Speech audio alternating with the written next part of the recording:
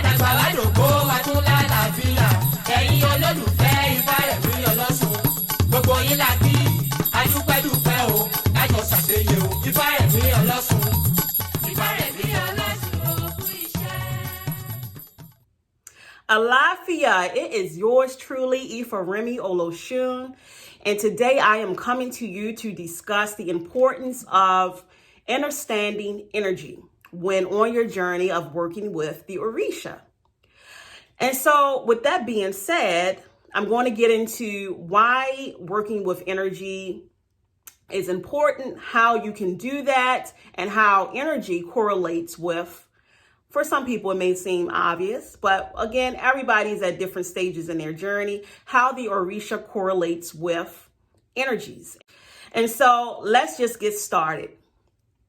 So to begin, I want to define what are the Orisa. So you may find different definitions of this, but I'm here to give you the best of me. And again, it's always based on perception and experience. So from my experience of working with the Orisa as a Yoruba priestess for 7 years now, I will define the Orisa as being spirit energies that are birthed through out of Olodumare and manifested in human beings and all things in creation. Not even just nature, all things in creation.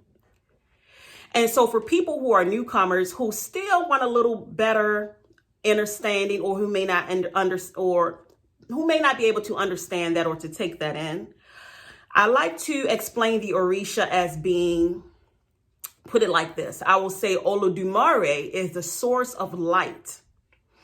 The consciousness is a prism, and the Orisa are the product of the light beaming through the prism. And our main Orisa is determined by what light is more prominent, what light is strongest out of that prism when we are birthed through that light, out of that light. I also like to reiterate that while we have Orisa that are stronger or more prevalent to our journey here on earth, every human being is born with all Orisa. So a lot of people don't know that. They think that, oh, I just have one or two or some main Orisa. We are born with all Orisa. But this is why it's important for us to understand energy and how our energy works. While we are born with all Orisa, there are some Orisa, again, that we were birthed out of and we were sent to earth to be able to embody and to be in a reflection of more strongly than others. Now, let me get into how does this correlate to working with energy, and why do I need to understand energy outside of African spirituality or working with the Orisa? Well, I like to use the example of the energy body and the chakras, just because it's something that people are already pretty familiar with. So if we look at the chakras, we know that the chakras are our energy centers. And again, going back to that definition of what are the Orisa? The Orisa are birthed through us and all of creation, like I mentioned before. And if we are born with all Orisa, well, that means we have all of those light spectrums that are manifested through the physical body. And in my truth are chakras. They are a part of our aura, our etheric body. So when you go and do your research, you may find that different people will say different things. But based on my experience, say, for example, I'll explain it to you like this. Obatala and Ori is associated with the crown chakra. Orimila, the third eye. Eshu and Oya, the throat chakra. Excuse me. Iyemoja, the heart chakra. Oye Maya, Oye Moja. Kabiesi Shango, the solar plexus. Oshun, the sacral chakra.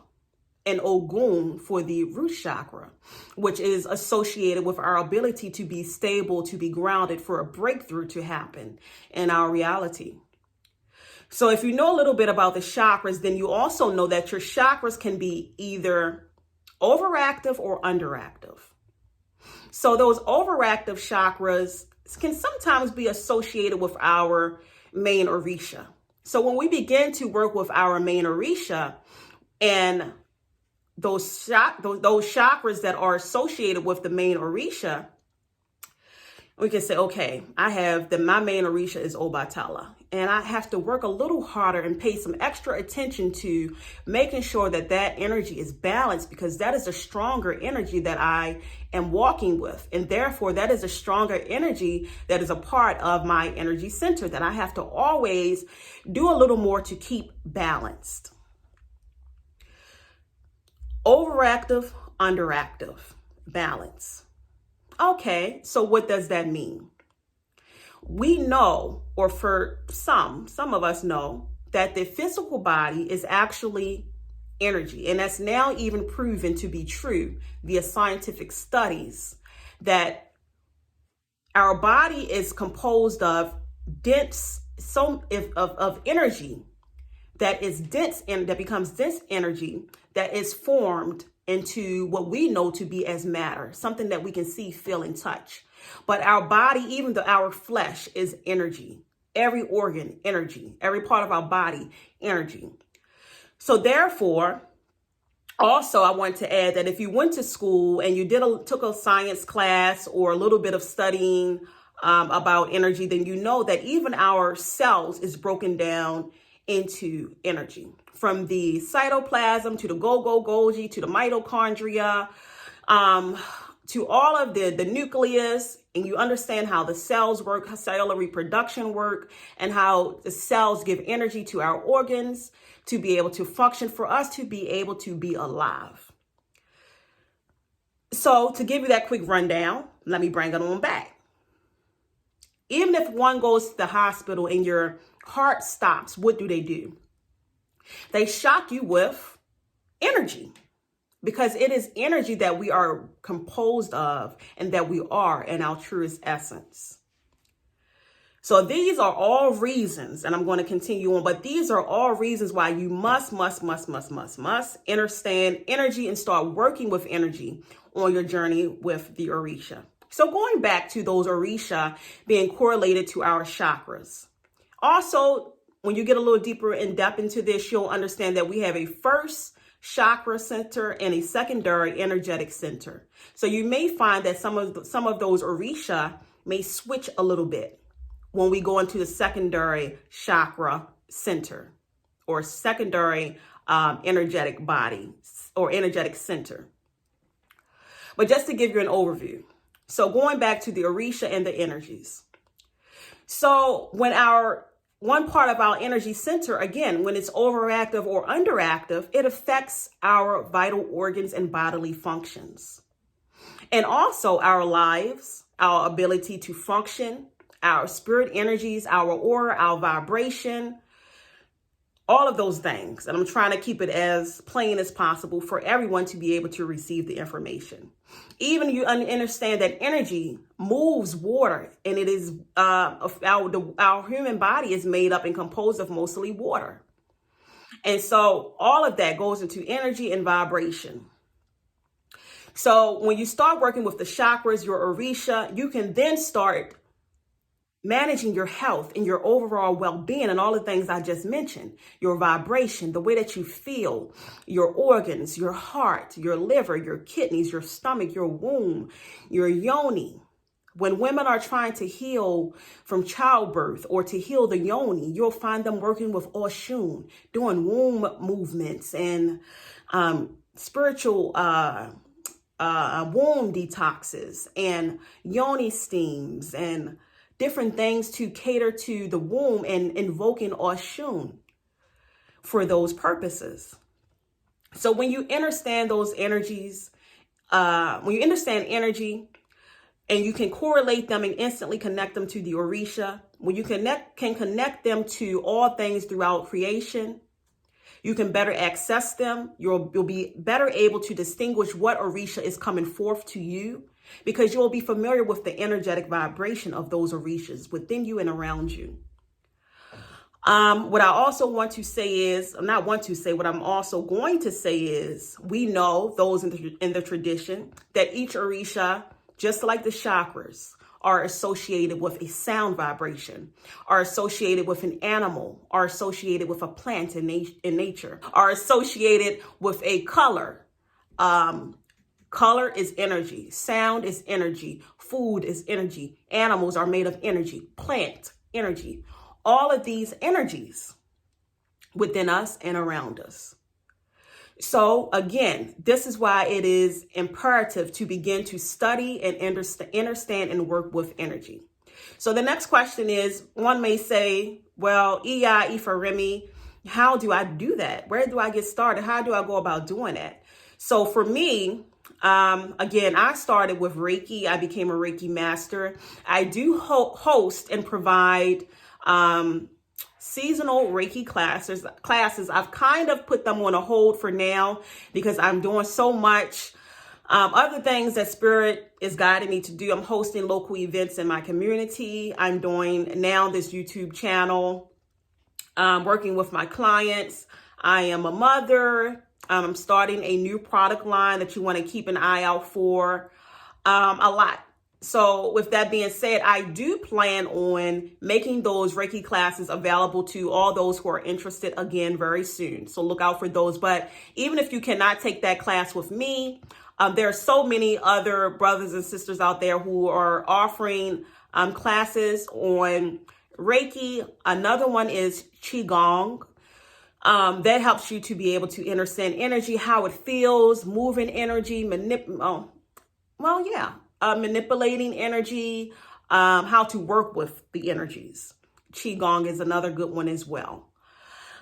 So that's just a quick overview on what are the Orisa, the importance of working with and understanding energy, how they are correlated to the physical body and things throughout nature, and how you can begin to connect with energy and work and study energy through Reiki and Qigong.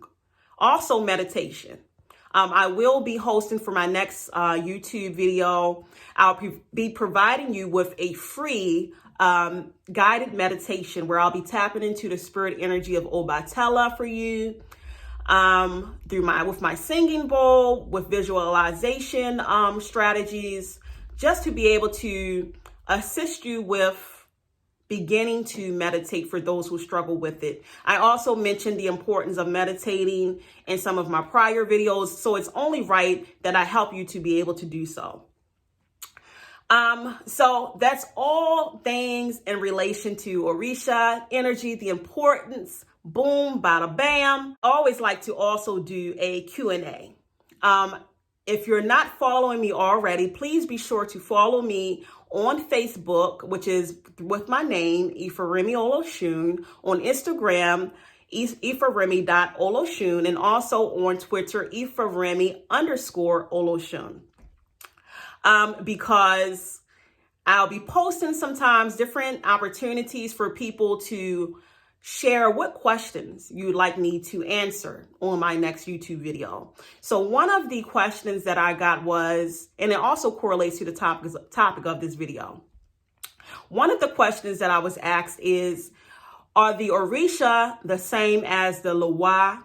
And I'll even take it further to say the Abosun or the Neteru. And so the answer to that is no. But let me further explain why. So as we know, through the inception, and this is based on Yoruba cosmology and Yoruba tradition, through the inception of the creation of the earth and human beings, the Orisa were and are the creators who help shape and mold what we see through our consciousness, through our lens, to be the earth, to be human beings, each other, all things. So they took part, and I don't want to say they took part. They were the creators of human beings and of the earth through the power of Olodumare. And so they are the primordial energies of the earth. They are raw, pure energies, manifestations of Olodumare. Now, with that being said, the old folks will always say, there is nothing new under the sun. And I'll stick with that and say, there is nothing new under the sun.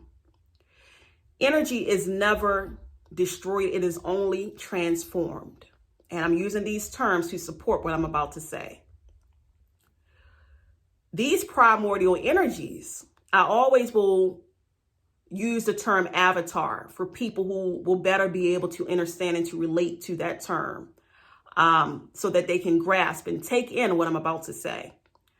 So those primordial energies of the Orisa, and this is my truth and my experience of them, they developed avatars, if you will, or they evolved and presented themselves in different ways and were birthed out of those primordial energies of the Orisa in different ways to account for melanated people who migrated throughout the source land, and melanated people who migrated or who were taken over to, or who were already existing in the diaspora. And as we know, culture and tradition shapes belief, knowing, and spirituality. So those primordial spirit energies began to evolve and began to be rebirthed based on our ancestors' region, location, the new languages that they learned and developed, the things that were accessible to them based on where they were living and positioned on the planet. So the primordial energies, the Orisa, evolved into other spirit energies that we may call Papa Legba, or any other spirit energies throughout other spirit African spiritual systems, without going into all the names. But they evolved in order to be able to penetrate the consciousness of those people in those regions and areas with the different languages, with the different resources. And so with that being said, for example, in Yoruba land, when we want to invoke or work with or praise Eshu, we will say Eshu Odara Laroye. And we will say Oro Eshu. So that is Yoruba language. That is the language that is known to the people of Yoruba land, that is indigenous to Yoruba land. What offerings will we give Eshu in the Yoruba tradition? Palm oil, salt, animal sacrifice, or blood offerings, things that are native to Yoruba land.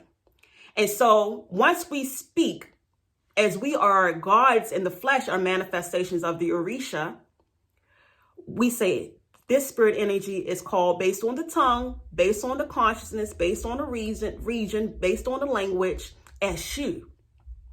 So once we invoke Eshu, we're invoking Eshu and what that spirit energy recognizes that is associated with Eshu. So now Eshu and that spirit energy is familiar with being fed with these things that are indigenous to Yoruba land.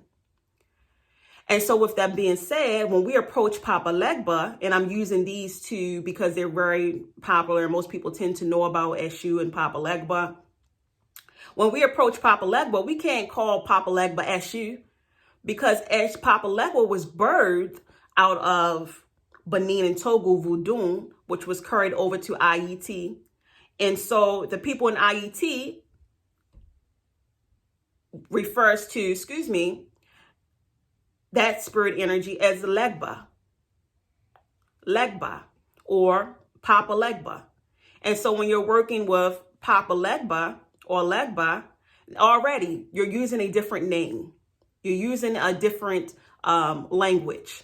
The people of IET who are, or Benin and Togo version of Voodoo, they're going to approach that spirit energy in a different way based on how they have cultivated and began to work with and invoke and fed that particular version or avatar or evolved spirit energy.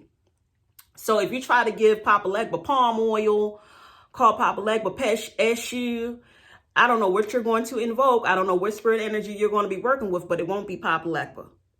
And so you want to be very careful not to try to merge these different African systems together.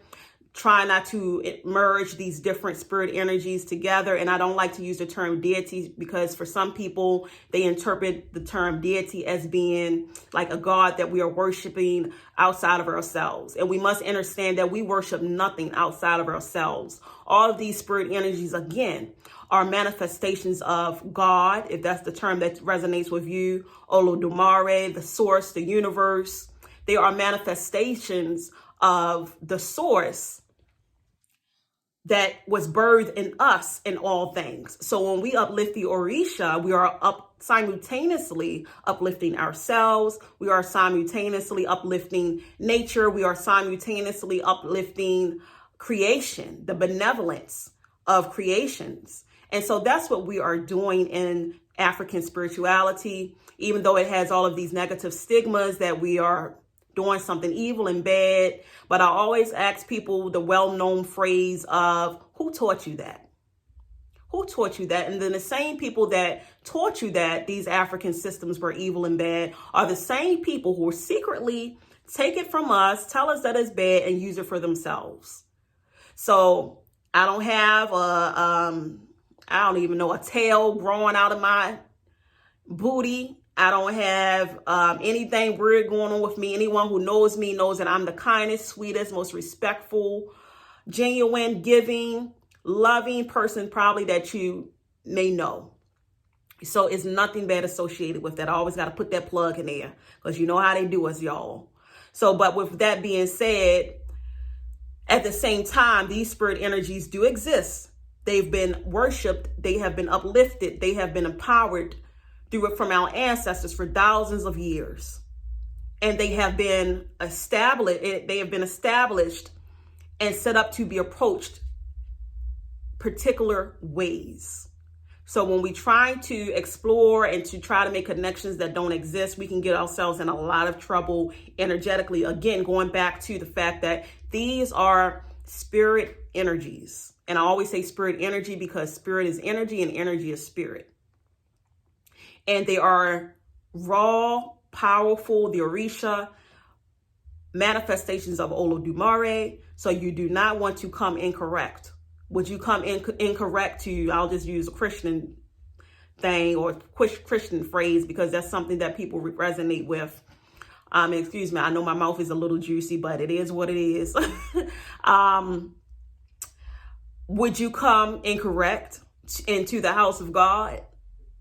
Well, we are manifestations of God in the flesh. We are the Orisa, birthed through us, walking, living, breathing, talking.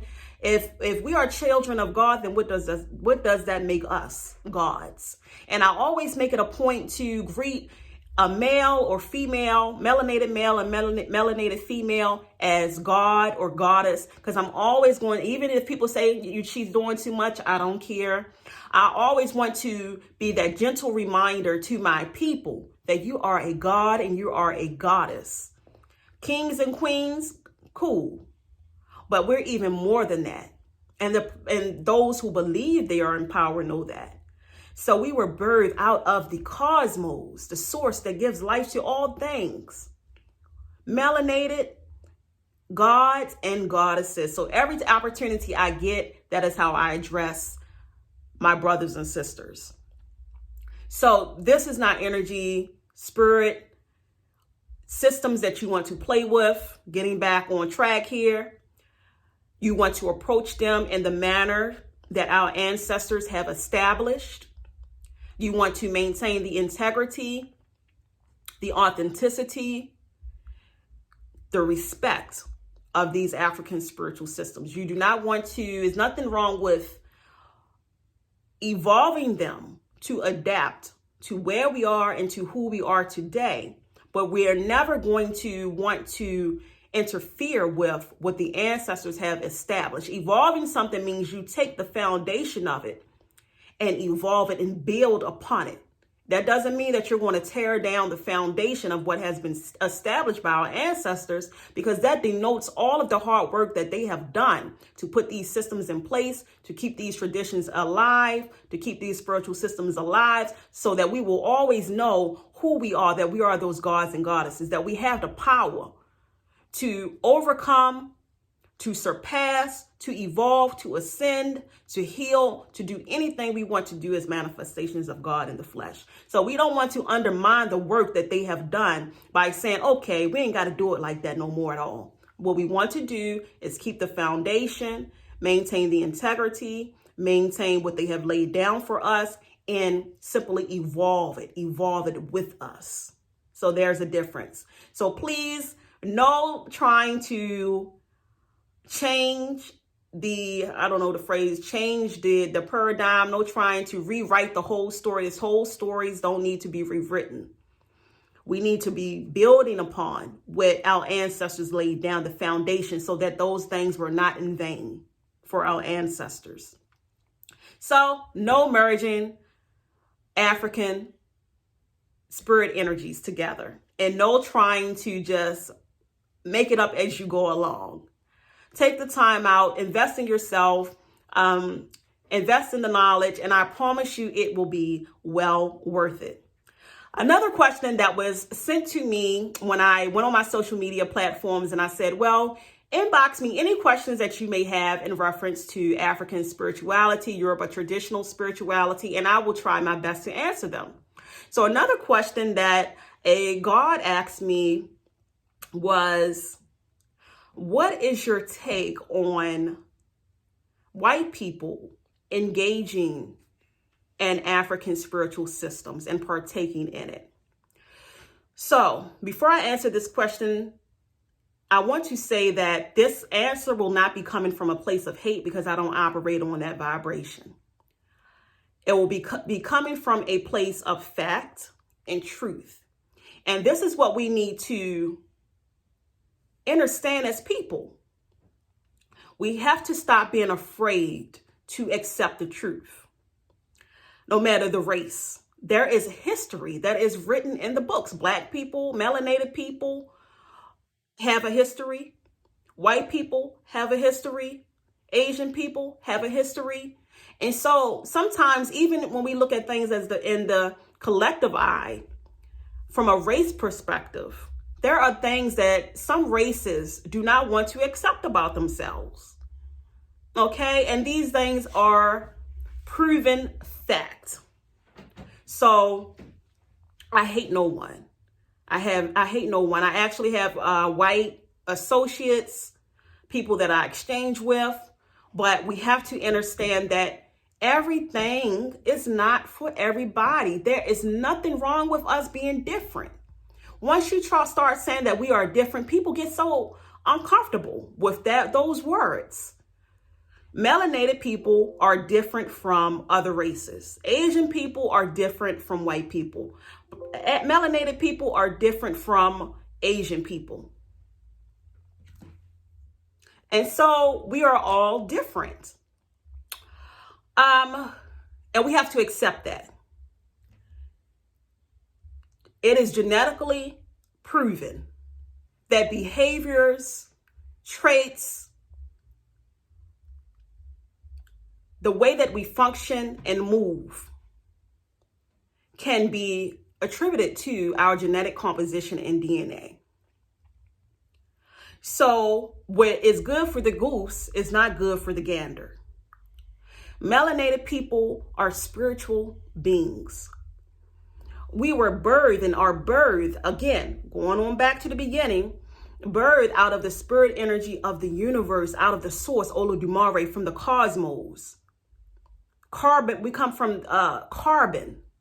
hence the pigmentation, the melanin of our skins. We are different, and there's nothing wrong with that. There's nothing wrong with saying I am not white. Nothing wrong with white people saying I am not black. And we have to come out of trying to make everybody have this group think conformity that we must be the same.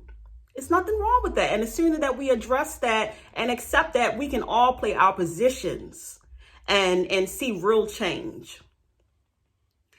So melanated beings, in my truth, we are spiritual beings. We are in tune and connected with the universe, the earth, and existence in a way that white people are not.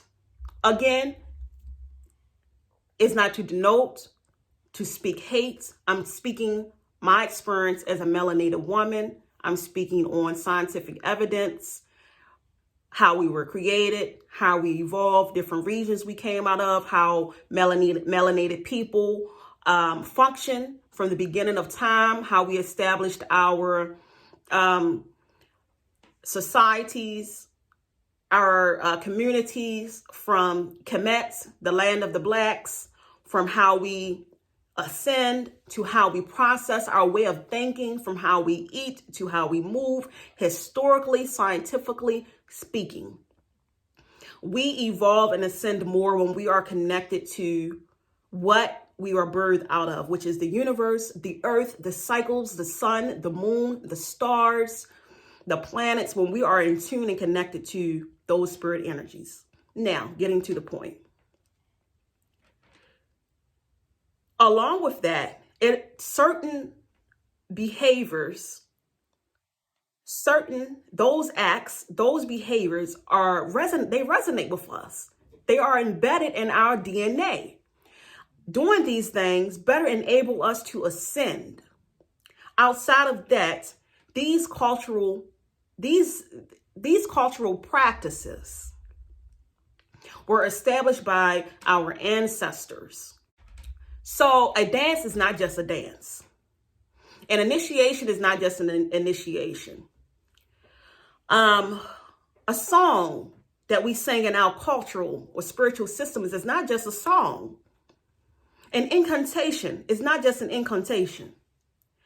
These things and if you saw my other video, we are tapping into the spirit energies of our ancestors through our bloodline that is embedded in our DNA and in our consciousness. Their memories, their feelings, their emotions, their experiences. That is what we're tapping into when we are singing, when we're dancing, when we are, back to energy, drawing up those energies. So us being different, when we have other races join in what is natural to our being, in what is embedded in our blood, in what is made for us to be able to ascend and evolve, it can interfere with the energy and the vibration of the space. Number one, it will not be effective for them in the way that it will be effective for us, because this is an ancestral practice. They don't have our ancestral connections. They have other ancestry and cultural practices that dates back through their history. Also, us understanding, and again, this is my thing. If it doesn't resonate with you, that's fine. We're supposed to be different. We're supposed to have different views and perspective, thoughts, feelings, and ideals. We're not supposed to be robots, and we're not supposed to all be the same. Going back to the history of Africans born in America, the truth and fact is that, again, some white people, and some do. I have some white associates who will say this themselves, that they acknowledge enslavement. They acknowledge what their ancestors did. They acknowledge how they can now help to work with their ancestors and how they can now do their part to right some of those wrongs. So we just coming from the truth, from a truthful place again right now. So when we are invoking our ancestors, and I can speak, not all melanated people came over through enslavement. We had already migrated all throughout planet Earth. But I know, just say, for example, my matriarchal lineage, I know my grandmother, Luda Mae Wilson, may she rise in power. She told me stories about her grandmother, Ida Austin, who told her stories about her grandmother, who told her stories about her grandmother, who for a fact was enslaved and came over from the source land. So outside of that, through divination, through tracing my bloodline, all of those things, I know very well where I come from in my ancestral lineage. Which is, by the way, Congo, Cameroon for my matriarchal lineage, and for my patriarchal lineage, Ghana and Nigeria. So when we're in the same space with the same, let me go back a little bit. So when we're dancing, when we're chanting, when we're doing different things within African spiritual systems, again, we're going through the blood, our ancestors, also to aid us in connecting to the divine spirit energies that are within us and around us through our cultural practices. So then you invite white people into the space. And for those of us who have that ancestral history of our ancestors being enslaved, now when they're dancing and when they're chanting, well, who are they invoking? What ancestors are they invoking? What ancestors are they inviting into the space?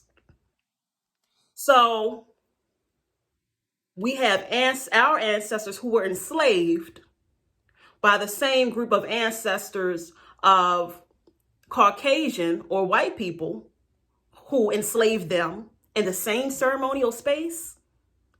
Is that supposed to be conducive? Will that be peaceful? Does that sound conflicting to you? Well, in my truth, it does. And so, simply put, African, melanated, whatever term resonates with you that defines who we are and how we are different, these spiritual systems were put in place for us, by us. And so that's how it should be approached. That's how it should be carried out to avoid conflicting energies in these ceremonial sacred spaces, to make sure that they remain effective, respectful for those who it was intended to be passed down to. They are, again, cultural. They are our heritage, meaning something that is passed down through the bloodline from generation to generation. If a particular person is not a part of those bloodlines or cannot trace their origin to these bloodlines, then even my advice when I've had white people or Caucasians or whatever word resonates with you come to me and ask, can they be initiated? Can they learn this? Can they learn that? I will tell them that it would be of disservice to them and disservice to my ancestors and to those that these traditions were established by. I would tell them they should honor their own traditions. They should embrace their own heritage. They should embrace their own cultural practices or whatever their ancestors did thousands and thousands of years ago. They should turn to and acknowledge and understand and accept who and what and how they are, just like we have to work through our history, who we are and why we are. They should heal their traumas and they should work through what happened through their generations, just the way we got to work through our traumas and acknowledge and heal what happened through our past generations. So, long answer, great question.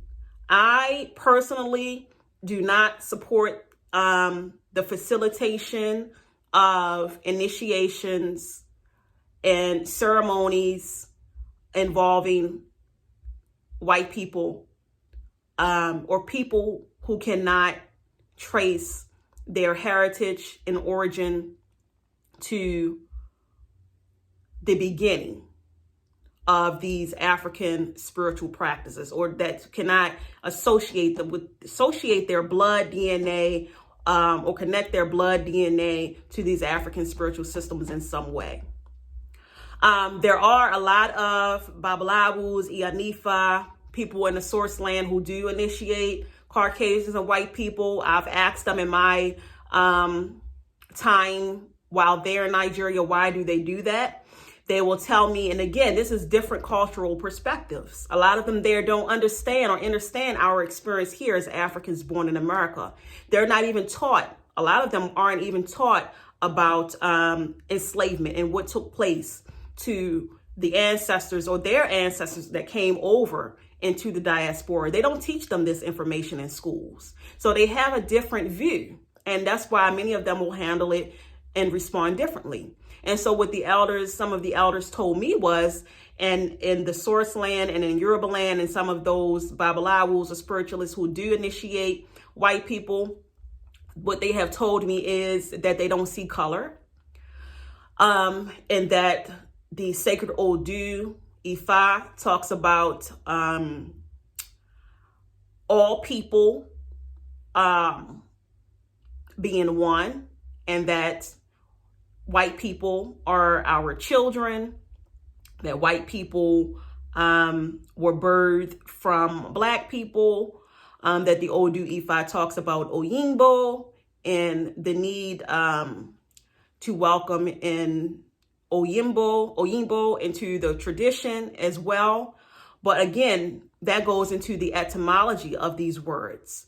Oyinbo just means someone who is a native to Yoruba land, or who is a native to a country or place. So when Ifa says that we should be welcoming to Oyinbo, it could be very well referring to us, the children of Yoruba land, who were born throughout the diaspora as a result of enslavement. When we come back, that's why sometimes they will call us Oyinbo, which I kind of don't like, but it signifies that we are of a foreign, that we are coming from a different place. So in my truth, and again, this is just me, people say what you want to say,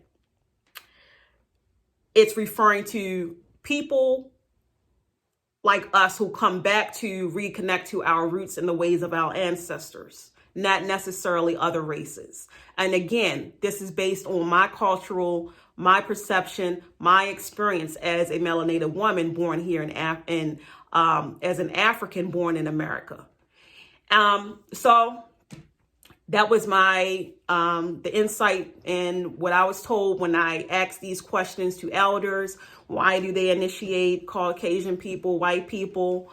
There's so much knowledge. I don't even want to get into that. But there's so much fact-based evidence as to what happens when we allow other races to embrace, to ascertain our ancient knowledge and implements and our sculptures, our creations, our artwork. What happened? I'll let history speak for itself. When people want to be real, do the research. All of our ancient monuments and creations and statues and memorabilia, I can never say that word right, but all of those things that belonged to our ancestors, where are they now? Snatched away from the people in museums, where their people are being charged money that does not go back to the source land where they got them from to view them. When we welcomed in, when our ancestors, and I say we because I am my ancestors, but when my ancestors, according to history, welcome in other races into the source land, what did they begin to do? So this is knowledge that those native or born in Yoruba land, a lot of them have not read these books. A lot of them don't understand this. So that is why they so freely welcome in. And they don't, and some of them are just doing it for greed and out of greed and to make money. Okay. And they don't really care so as much about integrity and maintaining the integrity of the traditions as they do, as much as they do about making money. So anybody who comes and say, I got money, initiate me. Anybody who comes and say, I got money, let me buy these sculptures and statues and art and sacred artifacts. Anybody who comes and says, I got money, let me participate. So some of them will say money talks, unfortunately.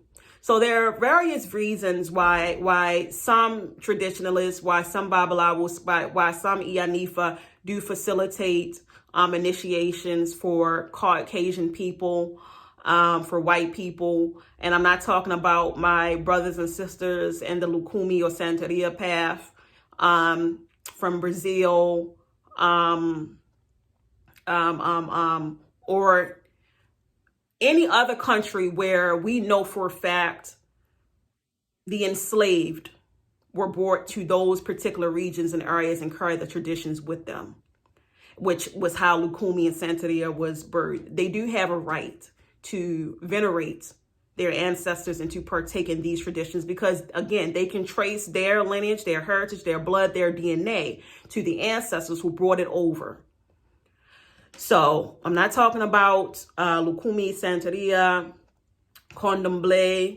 I'm talking about individuals who have no cultural, no genetic, no relation, no connection to these spiritual systems, but just want to join and partake. This is not a party that you just join in. These are ceremonies and things are sacred. They have been preserved. They were fought for. They were molded. They were shaped from our ancestors, for us, by us. And they should be protected. And they shouldn't be treated like any old body, anywhere, anyhow, who have money can come along. And that was a major part of us no longer being in our rightful place as melanated beings, or the imbalance that has taken place on the planet. Everything, everyone has a place, has a role. Again, we have to know who we are, and which those who believe they're in power understand us very well, okay? And they have to accept their place and understand who they are. And when we can be real and truthful about that, we can restore balance in how things should be on earth. But there are some people who don't want that. So, anywho, I try not to talk, but that was a big question. Thank you so much to the brother who asked me that question. Thank you so much to the sister who asked me the question in reference to the Loa and the Orisa. So I'm going to end the video on that note. As always, if you haven't, make sure that you hit the subscribe button, like button, and share this video so that this message, this knowledge can get out there for us, for our people, for the culture. I am fulfilling my purpose on this earth by any means necessary. As the Orisa, my spirit group, the ancestors support me. So support me, my people, as well, by liking and sharing this video. Balance be, and as always, rise into your power. Infinite blessings, my honeybees. Odabo.